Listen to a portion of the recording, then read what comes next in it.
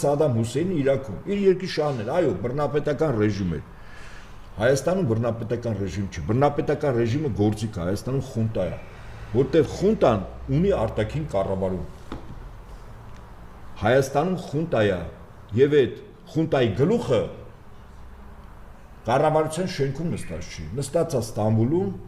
Անկարայում, ավելի ճիշտ եւ Բաքվում։ Իսկ եթե մի քիչ ավելի վերևել բարձրանանք,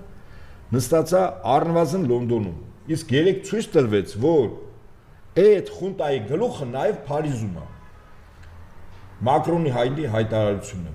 Այսինքն սա նույնն էր, ինչ հունիս 12-ի հայտնի դեպքերի ժամանակ, երբ ոստիկանությունը ոչ համաչափ ուժ կիրառեց եւ հատուկ տեխնիկական միջոցներ, որ իրավունք չուներ, հաջորդ օրը ԱՄՆ դեսպանությունը հայտարարություն տարածեց, եթե ես հակիրճ ձևակերպեմ, ասեց, խրախուսում ենք ոստիկանությանը, մեղավոր է ժողովուրդը։ Հիմա ինչ տարբերություն Մակրոնի այդ կեցվածքին, այս վերջին դեպքերին։ Իհարկե